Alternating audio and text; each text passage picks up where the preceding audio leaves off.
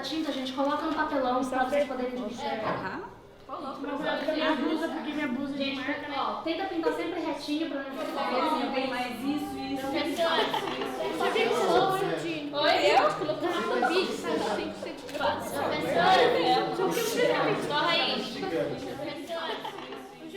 O projeto que é a cenografia, ele foi pensado para trazer esse tema, como o nome diz, cenografia, em questão, para discutir todas as possibilidades que a cenografia pode ter, o que ela é de fato, o que ela pode ser, porque em São Roque a produção teatral está crescendo muito, principalmente o teatro estudantil. Então está se discutindo muito teatro, bastante mesmo, mas não está se discutindo tanto cenografia. Então a gente pensou em trazer esse tema para ter um material de pesquisa sobre isso, para tentar ampliar todos esses trabalhos, né? Inicialmente eu fiz um curso de cenografia com o cenógrafo Jaime Pinheiro, né? O curso levou acho que uns 2, 3 meses. Em seguida, na segunda etapa do projeto, a gente abriu inscrições para as escolas da rede pública que tivessem grupos, ou ainda não tivessem um grupo, mas quisessem apresentar algo, montar algo, elas pudessem se inscrever e a gente escolheu algumas escolas para dar essa oficina. E por fim, na última etapa do projeto, a gente entrevistou 3 profissionais da área de cenografia e da área de iluminação, e para fechar o projeto com esse material em vídeo. Então a gente criou esse documentário para ter esse material de pesquisa sobre cenografia. Um pouquinho mais profundo, um mais para cá, na diagonal, tá bom? Então, 2 para cá, 2 para cá. A cenografia, na teoria, é o estudo do espaço cênico, mas eu acho que na prática é tudo. Tá no palco, o público pode ver, é cenografia.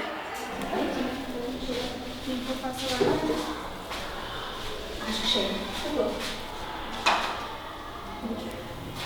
Bom, antes da gente falar de cenografia, acho que a gente tem que pensar que cenografia é uma área muito, muito ampla.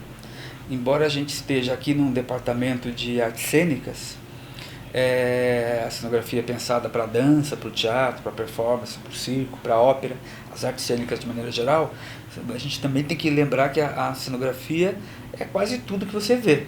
Então, desde o aspecto da cenografia na composição e arrumação e criação de decorações de interiores, design, arquitetura, e uma cenografia também expandida para lugares onde você nem pensa às vezes que ela tem, né? Como assim, o vitrinismo, que é uma espécie de cenografia, a expo-cenografia, que é quando você tem uma cenografia que é para montagem de exposições, eventos, como essas grandes raves, Skull Beats, Lollapalooza, enfim, todos esses shows musicais, grandes shows musicais, pequenos shows musicais, publicidade, propaganda, novela, minissérie, cinema.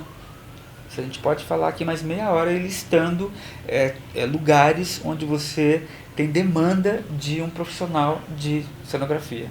Então a gente pensa muito em cenografia, naquela teatro, né, frontal, mas você tem que pensar a cenografia como algo muito expandido, né? Quase tudo que você vê ao seu redor, de uma certa forma, foi alguém pensou aquela ordenação, aquela cor, aquela textura, aquela simbologia. Então, pensando em termos profissionais, eu sempre lembro os alunos que a cenografia é uma coisa muito ampla, que não fica só em teatro. Então a gente está vivendo um momento agora, nesse momento, um momento aqui no Brasil, tá chegando uma ideia que há mais ou menos há 6 anos já está sendo bastante difundida lá na Europa e grandes centros pelo mundo, que é de rever a posição do cenógrafo. Há muito tempo você sempre tinha o cenógrafo, ele sempre estava pensado como uma espécie de contra-regra de luxo. Um cara, né, um profissional que serve um diretor, serve a um evento, né, e com a sua criação e a sua poética. Hoje em dia a gente tem nitidamente uma mudança, né, um início de um cambiamento aí de posição do cenógrafo como um artista autônomo, como um artista que detém uma assinatura própria e com isso um pensamento. Então você vê muitos artistas visuais das instalações migrando para a cenografia e vice-versa. Pessoas da cenografia criando performances, criando instalações que não tem nada a ver com espetáculo cênico. né? Pra ele ficar um tom médio. É porque senão isso daí vai ficar parecendo um marcador. Ele tá muito. Por exemplo, mistura já aqui, tá vendo? Da mesa sai também, gente. Da mesa sai mal. Batendo, amassando. Que ela vai ficando mais firme, né? Então, tipo, amassa bastante e depois joga mais. Bom, eu faço uma distinção entre cenário e cenografia, né? Tem vários conceitos aí.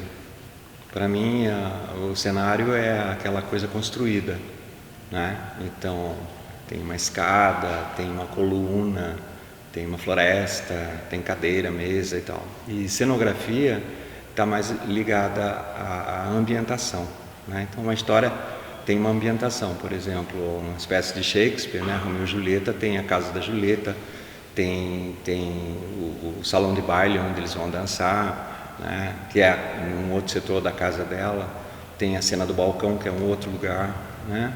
Depois tem a igreja, tem o cemitério, tem vários espaços, vários ambientes, né? Então, tem uma diversidade de cenografia, que essa cenografia pode ser representada por meio de materiais concretos, no caso seria por cenários, né?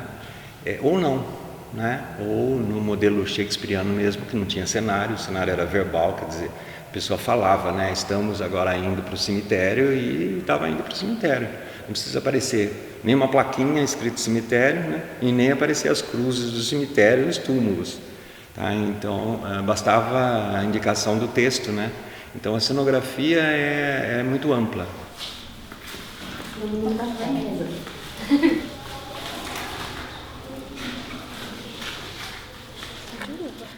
Cenografia é um conjunto de elementos visuais de início que preparam o espaço para uma encenação. Preparam, dão um ambiente, criam o clima e dramatizam esse espaço, ou seja, cria um ambiente que não é só um ambiente físico, representa tempo, espaço, situação psicológica. Ele praticamente dá uma visualidade ao texto. Dos elementos para criar um ambiente cenográfico abrangem a arquitetura, a pintura, desenho. São vários conhecimentos da área artística, arquitetônica e até técnica, como mecânica, marcenaria, todos usados para construir esse espaço. O cenógrafo trabalha normalmente com cenotécnico, com aderecistas, com iluminador, com figurinista. E às vezes até assume o trabalho do figurino, que é até interessante quando isso acontece. Às vezes também faz os adereços. Normalmente ele tem quem faça, mas às vezes, principalmente nas produções mais baratas, ele que assume também essa responsabilidade. No meu caso, especificamente, eu trabalho com grupos de teatro com pouca verba de produção, e a gente acaba assumindo funções de cenotécnico, que o cenotécnico é o construtor desse equipamento cenográfico,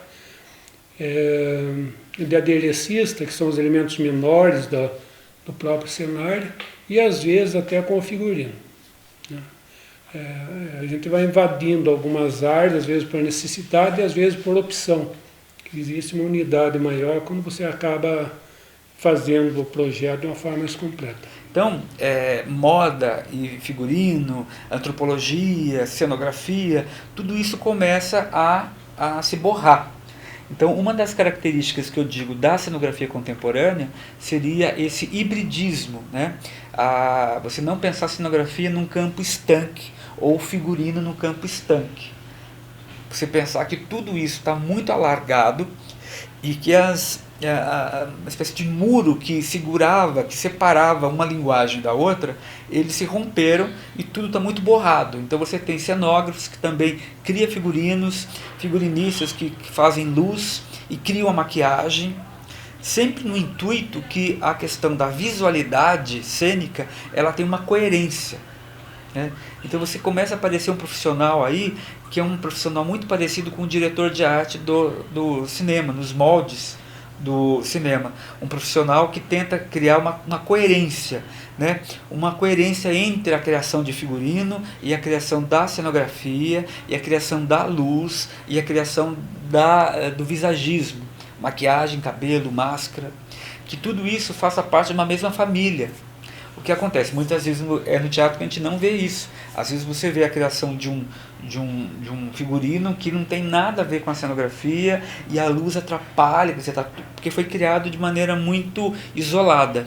Então, hoje talvez seria um momento de se pensar a coisa mais híbrida, uma criação mais híbrida, uma maior antenação e maior mistura entre os profissionais para que eles saiam desse lugar ilhado de criação e você tenha possibilidades de troca. Mas então a relação que existe entre cenário e luz é total, né? E até porque o iluminador ele tem que saber quais são os materiais que estão sendo usados, porque a luz ela modifica a cor das coisas se ela for colorida, né?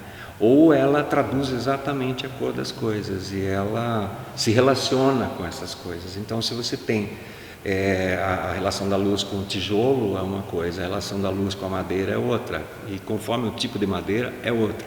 A relação da luz com o revestimento de carpete, ou de papelão, ou de feltro, ou de espuma, ou de lã, né? Varia conforme a luz, tá? Então é muito importante, não dá para você fazer o cenário e depois chegar e jogar a luz em cima, né? Porque pode se surpreender com os resultados. A cenografia é uma arte de simbiose, né? De junção. Então você não pode escolher fazer um figurino, como vou fazer um figurino de Lady Macbeth, e eu quero, porque a Lady Macbeth é uma assassina, uma vilã, e eu quero o figurino dela de sangue. Então eu vou atrás de um tecido que seja um vermelho muito vivo, escuro, de sangue, acho. Construo o figurino, construo a capa, tem um caimento, ok. Mas se eu não negociar isso com o iluminador vai jogar uma luz amarela e aquele vermelho vai virar marrom. Ou vai virar um vermelho acobreado. Então aquela ideia do sangue foi embora. Então para manter aquela ideia do sangue eu tenho que negociar com o iluminador. Eu tenho que negociar com a atriz. Tenho que negociar com o diretor. Tenho que negociar com quem vai fazer o cabelo e a maquiagem.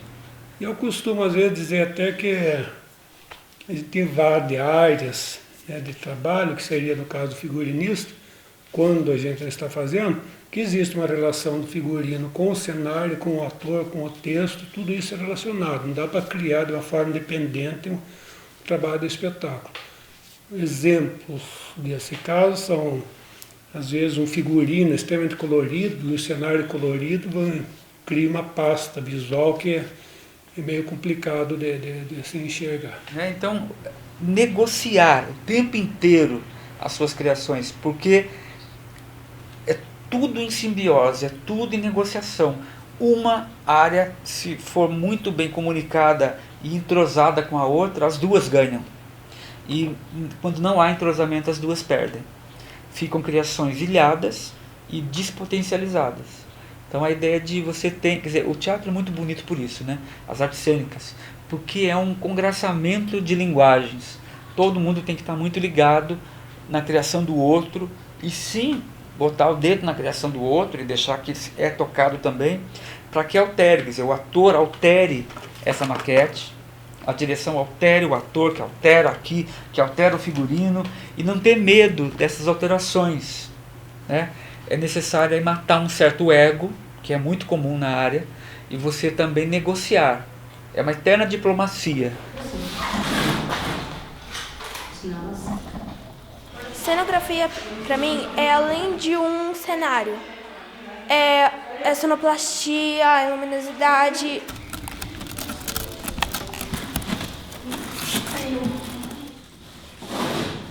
De uma forma, de novo, invasiva, eu costumo dizer que a gente dá palpite em todas as outras áreas e acaba, às vezes, arrumando umas brigas. Figurino, iluminação, adereço e às vezes até na sonoplastia.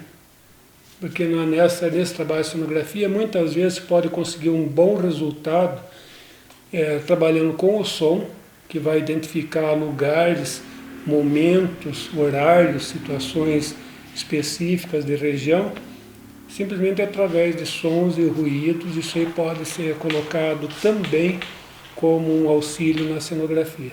Outro elemento que eu costumo usar quando posso são os cheiros, né? É o olfato do público. Um exemplo disso é um trabalho, é um texto, por exemplo, que fala sobre guerra, Piquenique no Fão. Você pode tranquilamente trabalhar com um pouquinho de cheiro de pólvora, talvez, se for possível. No caso de uma peça regional, eu usei às vezes o cheiro de querosene queimado e às vezes o cheiro de ervas para dar uma localização nesse espaço. Até a sopa de pedra, quando eu fiz a sopa de pedra, eu coloquei o cheiro de legumes cozidos, foi um resultado interessante. Muita gente saiu com fome do teatro. Então essa ideia de criar experiência com a sua cenografia, cenografias penetráveis, cenografias que são túneis, cenografias que te obrigam a ficar dentro de caixa. O público, não só o ator, mas o público. Quer dizer, um cenógrafo que talvez esteja mais próximo do artista da instalação. Ele ainda está muito contaminado para o bem, né? De uma cenografia expandida que pensa criar experiências com o público, experiências onde o público pode deitar dentro de nichos, ele pode sentar em lugares diferentes, ele pode ser pintado, ele pode cozinhar para o público, né? Então, na grande mostra de cenografia da Quadrienal de Praga, né, uma mostra, como o nome diz, acontece de 4 em 4 anos, lá na República Tcheca, eu tenho ido nas últimas exposições e a gente percebe nitidamente o enfraquecimento de um cenógrafo que só está pensando no palco, só está pensando naquela peça, naquela época. Quer dizer, depois de tudo que a gente passou em termos de mundo contemporâneo, a cenografia hoje está muito expandida, né? A própria ideia de teatro está expandida, a própria ideia de dança está muito expandida, a própria ideia de arte ganhou lugares onde a gente nunca imaginava que ela ia chegar. E com isso, a cenografia também teve que acompanhar essas mudanças todas. Então, se as artes visuais, né, já se entendeu com as videoinstalações, com a ideia de trazer o cinema para as artes visuais, o vídeo, a videolinguagem, a videoinstalação, instalações sensoriais, né? Uso de equipamentos de interface digital e tudo mais, isso tudo é material para o cenógrafo. A outra área que hoje em dia tem sido muito discutida são as projeções na cenografia. Tem muito trabalho feito com, não o cenário totalmente feito em projeção, mas com o auxílio da projeção ganhar profundidades e informações que antes não eram tão acessíveis, devido à dificuldade de equipamento ou qualidade de equipamento. Hoje em dia existem muitos trabalhos que são quase que feitos especificamente com projeções. Então a gente tem que pensar também que no campo das artes, assim, o figurino também tem que ser pensado para além do figurino tradicional, do tecido, né? E aí você vê uma quantidade de atores que trabalham com líquidos, fluidos, esperma, até urina, fezes, cabelo, utensílio, líquidos comestíveis, né? Nesse sentido, eu penso que a gente está passando por uma grande mudança. Por exemplo, a gente tem hoje um pensamento de figurino que muitas vezes não está mais ligado à ideia de uma roupa, de um tecido, ligado a uma época. Você está muito ligado também a questões da body art, pinturas tribais, tatuagem, colagem de coisas na pele, que eu chamo de arquiteturas do corpo, ou segunda pele, criações que estão muito além da ideia de um figurino, ou de um figurino que tenta imitar uma época. Você tem aí criações no campo da performance, no campo da performatividade, que você trabalha com uma criação de um corpo expandido, um corpo dilatado, que não quer pertencer ao lugar do tecido, ao lugar, né, de um código visual muito claro. Então você tem aí essas criações de artistas vários que trabalham com papel, com cola, com tintas, líquidos no corpo, figurinos que se dissolvem, figurinos para peças teatrais que são quebradiços, figurinos que se constroem e se desconstroem ao longo da peça. Quer dizer, talvez muito parecido com o trabalho de um escultor ou um trabalho de um artista da instalação e muito menos daquele desenho do figurinista da moda. Dentro dessa ideia de um figurino que não é figurino, né, que eu estou chamando de arquiteturas do corpo, que é um figurino que já o tecido, né, já não dá mais conta, né, que você vai para outros elementos, eu destacaria um trabalho meu, né, porque eu também tenho uma vida meio anfíbia, assim, eu sou meio acadêmico, professor e meio artista fora da universidade. Tem um trabalho que eu já faço há 4 anos com outro professor daqui, o Marcos Pulhões, e a gente já fez esse trabalho em 7 países, mais de 30 cidades aqui do Brasil, quase todas as capitais brasileiras, que se chama Cegos. É uma performance urbana, tem uma imagem lá. O Cegos é um trabalho onde são vários executivos e uma performance coletiva com mais de 40 pessoas. São gente de toda a ordem, né? Artistas e não artistas, que se vestem como poderosos, com ternos e gravatas, taillés para as mulheres, passas de executivo, e eles andam pelas ruas na frente de prédios que representam poder. Só que esse poder está completamente corrompido. Então o que a gente faz? A gente dá um banho de 4 quilos de argila em cima desse figurino, o que cria uma textura, né, que está além do figurino, né? Você vê, tem uma textura que ele suja o figurino, ele suja o cabelo, a pele, e nós vendamos e todos vão andando na rua em extrema câmera lenta. Esse trabalho é um trabalho bastante reconhecido. A gente vai fazer agora em Estocolmo, na Suécia, depois vai para a China no 2º semestre. Então é um trabalho que dá esse lugar assim, de uma desconstrução de uma ideia de um figurino só o tecido, e o tecido passando aí por um tratamento que é de lama. Só que essa junção desses códigos todos, você lê como se fossem homens petrificados, né? Uma contemporaneidade cega, automatizada, indo para o trabalho, voltando. Então acho que é um exemplo bacana assim, de uma construção visual para o corpo, que não é só figurino, né? Por conta da argila e tudo mais. Tá bom, não tá com Eu pensei que era de Vai sair que nem a... Eu também acho que vai sair. Será que sai mesmo? O negócio pra trás, né? Porque isso é como se fosse uma inspiração pra gente, né? O cenário, ele ajuda muito os personagens.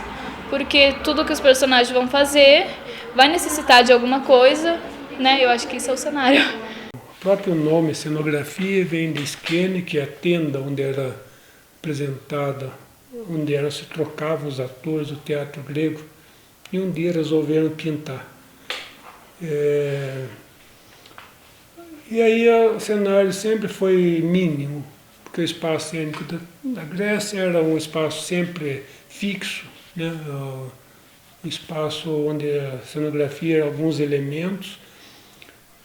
Aí em Roma também continuou quase a mesma coisa, Idade Média passaram a ser teatros itinerantes.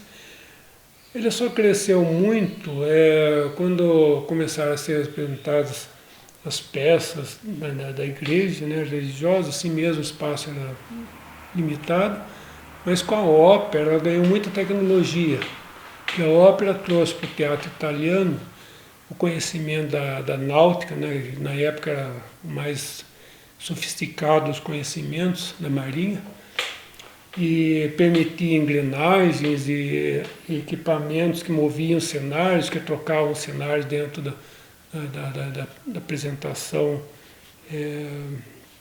no palco. Então foi muita tecnologia nessa época. Os cenários eram carregados, bastante sofisticados mecanicamente, e foi um bom tempo evoluindo. E hoje a gente volta a ter também um cenário mais inteligente, talvez, né? Ou se é que pode chamar disso. Porque às vezes um exemplo seria um trem. Se fazer um trem para atravessar um palco ou aparecer em cena é um negócio complicado. E às vezes consegue fazer uma cena muito interessante só com o som o som desse trem chegando, ou esse movimento, você cria na imaginação do público um cenário imaginário. E eu gosto de trabalhar com essa área. Às vezes um barulho do lado de fora da cena pode ser mais forte assim, na mente do público do que você tentar colocar um elemento representando essa situação ou esse elemento que está sendo representado. A questão da iluminação, né? A iluminação provocou uma mudança muito forte na cenografia, no cenário, assim que apareceu a eletricidade, no final do século XIX, né? Então houve uma mudança radical no conceito de cenário e tal, né?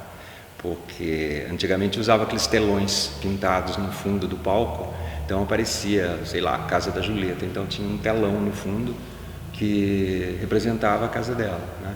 Com a chegada da iluminação elétrica, a luz ficou muito forte, muito intensa.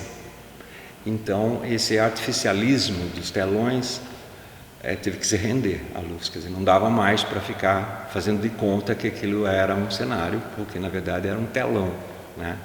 E então sai de cena o telão pintado e começa a entrar o cenário, o elemento construído, ou seja, o cenário propriamente dito, material, né? Então, as paredes, as escadas, as colunas, enfim, tudo aquilo que compõe hoje o que nós chamamos de cenário, chega meio que simultaneamente com a iluminação elétrica.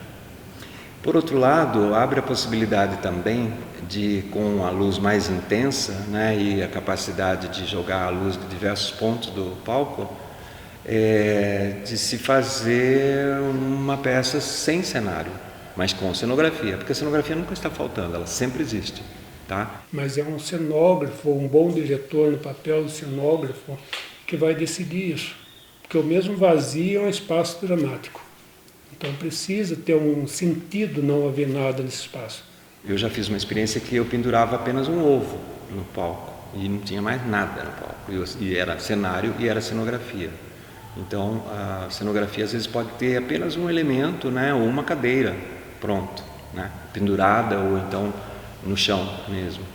E pode não ter nada também, pode ser palco nu, né, vazio, sem nada, e os atores se movimentam e falam e fazem referências, né, com gestos ou com palavras mesmo, de que elas estão indo para uma praça, ou estão indo para uma residência, ou estão indo para o mercado, e a cena passa a acontecer nesses lugares, e aí sim, aí a luz entra para fazer a diferença entre um lugar e outro, tá? Então a luz que faz parte do cenário, né?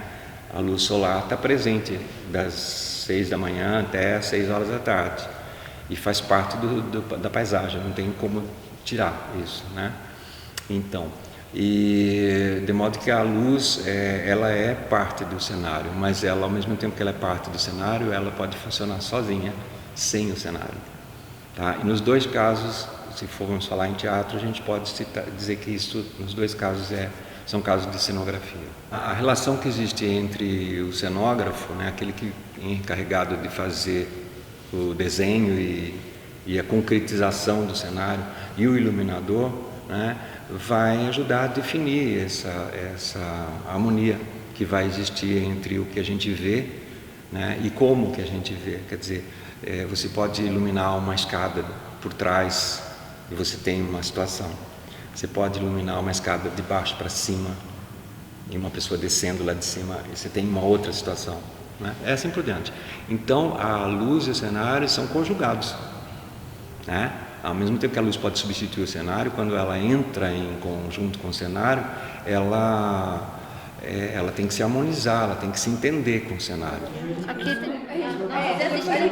Cenografia, eu acho que é tudo que você usa para fazer a peça, a luz, o cenário, o figurino, tudo que faz parte da peça, eu acho que é cenografia. Acho que o trabalho de cenografia exige ou pede, né, que você seja um curioso.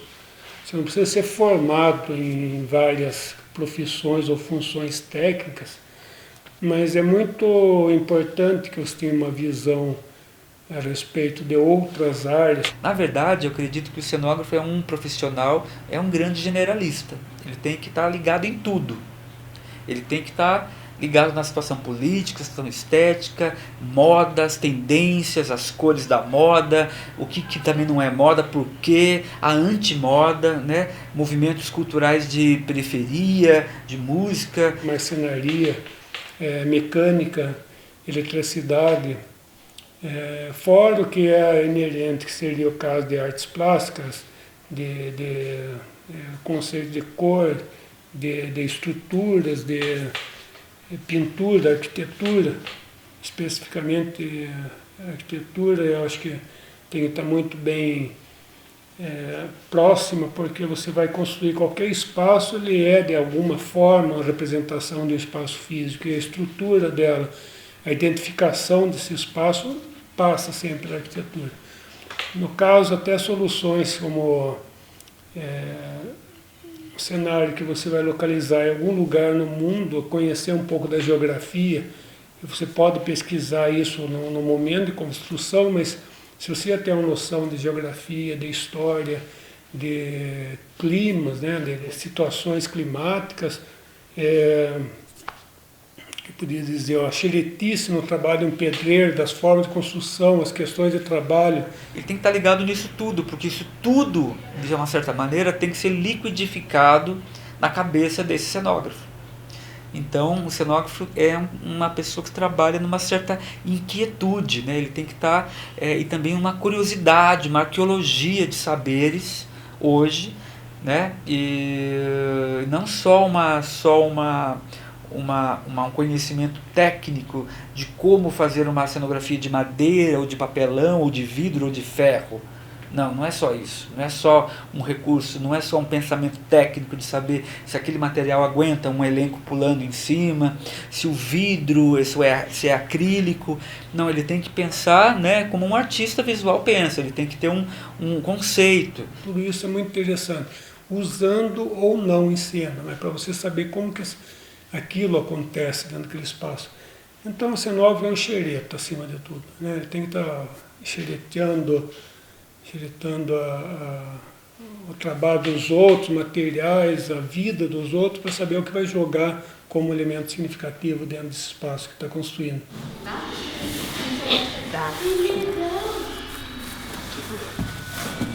Bom, eu acho que a cenografia tudo depende do local. Da mesma maneira que você também tem cenografias pensadas para ocupação de espaços públicos, ocupação de espaços alternativos, isso também é uma função do cenógrafo, né? Preparar, pensar quais são as nuances históricas, emocionais, psicológicas que a escolha de um espaço pode trazer para aquele espetáculo ou para aquele evento. Isso também é cenografia, né? Pensar também o tratamento e a escolha que eu dou em espaço. Hoje não existe mais limites para essa escolha. De acordo com o texto, o interesse do diretor, pode ser usado um teatro convencional, que hoje em dia são mais difíceis de achar espaço ou agendar apresentações. Você pode usar auditórios, escolas, galpões, praça pública, desde que o texto é adequado, ruas. Cada espetáculo exige também um espaço próprio. Um texto complexo não vai poder ser apresentado no meio de uma rua com um trânsito intenso. Então é uma questão de adequação. Eu vou pegar um casarão velho, naquele bairro que tem uma história X. Vou usar para fazer um espetáculo de dança no terraço de uma ocupação, de um prédio ocupado no centro da cidade. Quer dizer, essas escolhas de espaço também são de ordem visual e de ordem de criação do cenógrafo. Por que não? Né? O cenógrafo ele não só ele cria um espaço, mas o cenógrafo ele também cria experiência. A própria cenografia às vezes passa só a adaptação do espaço que já existe para um espaço para um drama, né, para um espetáculo. Então, eu acho que essa dinâmica desses novos espaços trazem muitas soluções novas também, muitos desafios para a profissão. A luz e o cenário têm algumas características, né? Pelo menos o modelo tradicional que está na cabeça da gente. O cenário é uma coisa muito muito fixa. Ele pode ser móvel, né? Ele pode se movimentar por meio de máquinas, por meio de aparelhos, enfim, motores, até por controle remoto, né? Mas, em geral, principalmente no caso nosso do teatro brasileiro, né? Esse mecanismo, essa mobilidade do cenário é um pouquinho mais difícil de se conseguir, porque implica em gastos, em uma tecnologia que às vezes a gente não dispõe. Então se usa muito o cenário fixo, e esse cenário fixo, às vezes ele trama contra a peça, quando a peça tem muita mobilidade, ou seja, se passa agora num lugar, agora no outro lugar, agora no outro lugar, ou então tem muita movimentação dos atores e aquele cenário fica parado lá. Então um desafio ao cenógrafo, que vai elaborar o cenário, é fazer um design que seja móvel, que haja mobilidade nesse cenário. Então, talvez que não haja tanta importância ele colocar todos os elementos que caracterizariam esse cenário, aquele excesso de decoração, de cortina, de detalhes ornamentais, mas colocar o essencial só. A cena da janela, basta lá um batente e pronto. Suspende esse batente de modo que depois que acabar sobe isso daí e desaparece. Então é muito melhor trabalhar assim, com uma mobilidade no cenário, do que com esses cenários pregados no chão, né, que são mais pesados e difíceis e tal de serem manipulados durante a cena, o que atravanca às vezes o espetáculo. Então esse é um grande desafio para o cenógrafo, fazer um cenário que seja interessante, bonito, inteligente e móvel, porque a cena é muito móvel. Agora a luz tem uma mobilidade incrível, né? Você põe onde você quiser e deixa já programado, então para onde o ator se deslocar, para onde a cena se deslocar, né? Ela sai de um fórum, vai para uma cozinha, sai da cozinha, vai para o parque, do parque vai para o zoológico, do zoológico vai para a cadeia. Isso daí a luz, em um minuto ela transporta. Então isso faz com que muitos grupos e muitas montagens adotem a luz como elemento cenográfico do que propriamente o cenário construído. A luz, a maquiagem, as visualidades cênicas que eu costumo falar, né? Esse termo visualidades ele é mais amplo, né? Ele sai um pouco desse lugar apenas da cenografia e vai para visagismo, enfim, luz. Ele realmente é entendido, ainda mais numa época de crise, como uma espécie de cereja do bolo, assim, uma espécie, por muitos ainda, né, de um teatro mais sem recursos, como uma espécie de recurso que pode ser podado, que pode ser cortado, como uma espécie de perfumaria. Isso é terrível, né? Isso é terrível, porque o teatro, se desenha como teatro, não é só a arte do ator, mas é o hibridismo, é a congregação de todas as outras linguagens. A partir do momento que você corta, né, todas as outras possibilidades de linguagem que vem da luz, que vem da maquiagem, que vem do figurino, que vem da cenografia, que vem da sonoplastia, que vem do vídeo, tudo isso tenta, de uma certa maneira, vai enfraquecendo o produto artístico, no caso aí o teatro. Porque o cenário construído tem esse problema, se ele for muito construído, ele requer toda uma engenharia para poder tirar no tempo certo e depois entrar, né, outro cenário no lugar. E se ele tiver mobilidade, às vezes se usa, por exemplo, vamos citar o Teatro de Soleil, né, eles usam cenários móveis com rodinha. Eles chegam a empurrar os atores naqueles carrinhos e vai deslocando. Então sai uma cena de família e entra uma cena de soldados. Sai a cena de soldado e entra uma outra cena. Então faz uma espécie de traveling, que é aquele recurso do cinema, né, para fazer a mobilidade. Outros houve já experiências com palco giratório, uma espécie de pizza em quatro tipos diferentes, em que tinha numa parte tinha um cenário e aí girava né, e o cenário ia mudando. Então, que são experiências, eu acho um tanto quanto trabalhosas, porque requer gente para empurrar, não sei o quê, requer tecnologia, engenharia, que conforme o modelo do espetáculo cai bem. No caso de musicais, grandes musicais que tem um requinte de tecnologia e tal. Agora, espetáculos mais simples, né, às vezes que trabalham mais com a imaginação do público ou com a criatividade mesmo, abrem mão disso daí e substituem o cenário construído por um cenário mais simples, como, por exemplo, panos, tecidos, jornais, coisas que possam entrar e sair. Ou eu acho interessante também construir o cenário na frente do público por meio de coisas que, de repente, se você desmonta e faz outra coisa. Por exemplo, um exemplo bem simples, pau de vassoura, que é bem simples, ou bambu, né, que servem como lanças, como podem servir como remos, como podem servir como uma coisa de proteção ou espingarda, e isso vai mudando a sua função no decorrer da cena. Então quando a cenografia ela adquire uma mobilidade que é muito criativa, que dá para você viajar e fazer uma porção de coisas. Eu pessoalmente gosto um pouco do trabalho artesanal. Uma produção de grande porte, às vezes tem grandes firmas que produzem todo o equipamento cenográfico, exemplo, escadarias, paredes, são estruturas volumosas, como essas produções que são apresentadas em São Paulo, em grandes circuitos, né? E as nossas produções mais pobres, mais artesanais, eles têm seu fascínio, porque às vezes não significa uma pobreza de criação, você ter uma dificuldade financeira. Eu acho que isso é uma coisa interessante. Uma grande ideia, às vezes, não precisa de grandes verbas.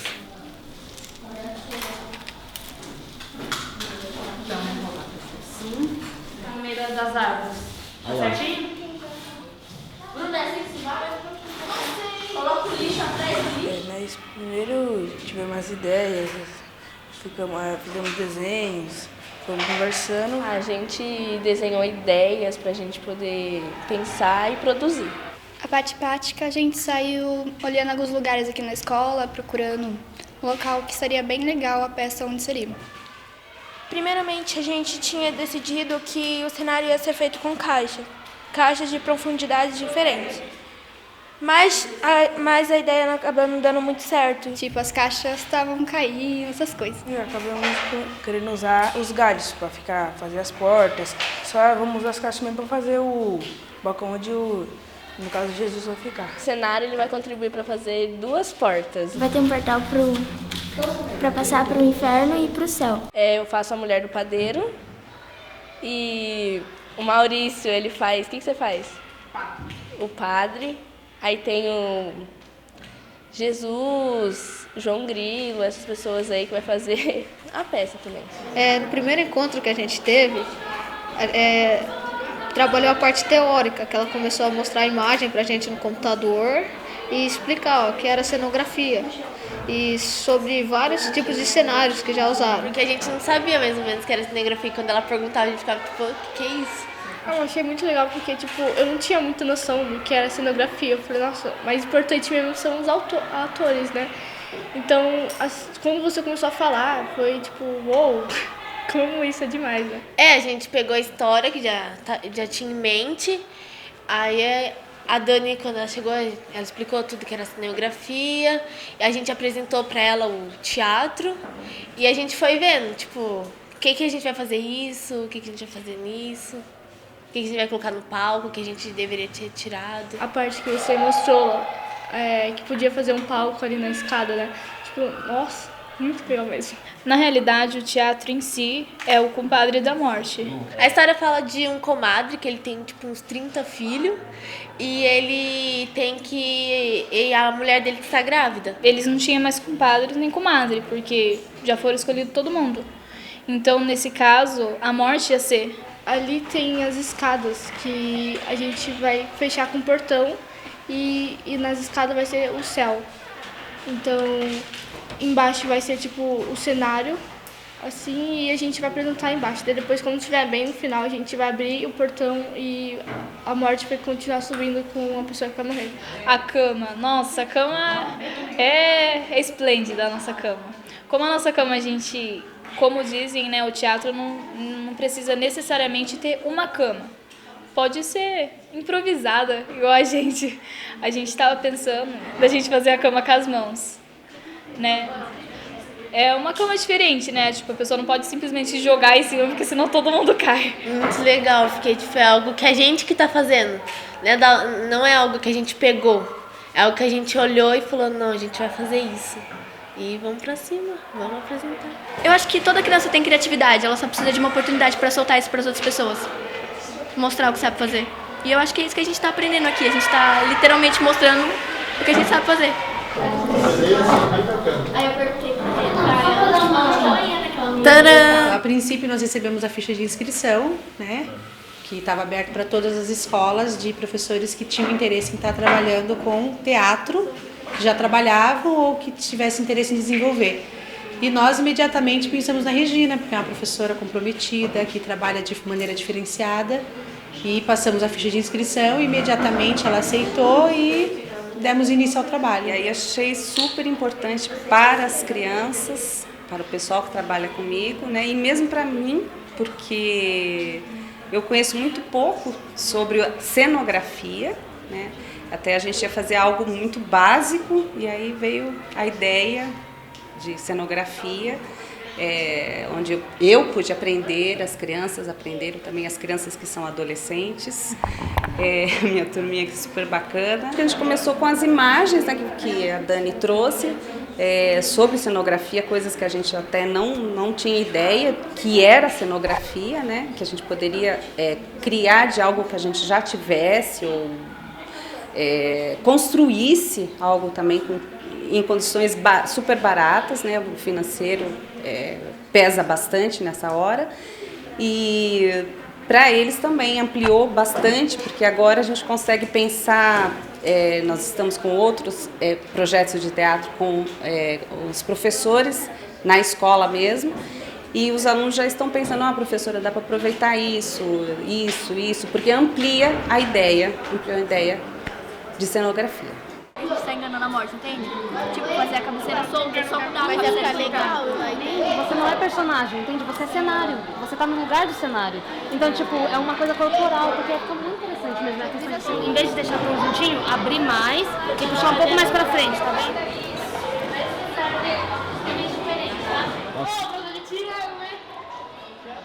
Eu acho que cenografia é uma identidade visual. Assim como tem aparência pessoal, a cenografia acaba sendo uma identidade do espetáculo.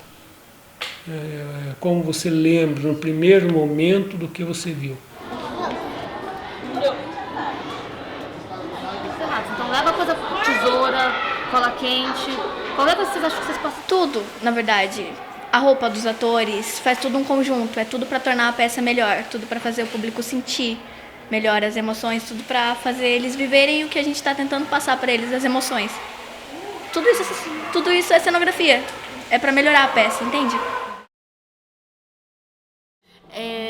Aí a gente meio que teve tem palavra? Posso falar? Uma luz do que era. Uma luz do que era. A gente meio que aprendeu e a gente pegou o texto e a gente olhava uma frase e a gente já tinha ideia do que a gente ia fazer naquela hora. Eu tô pintando as velas que representam a vida das pessoas. Essa aqui vai ser a luz do inferno, essa aqui vai ser a luz do céu.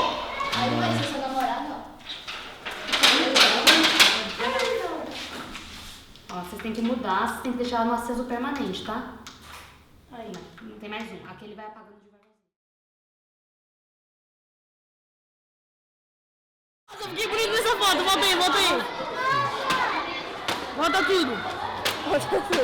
Fiquei bonito nessa foto, fiquei bonito ali, ó.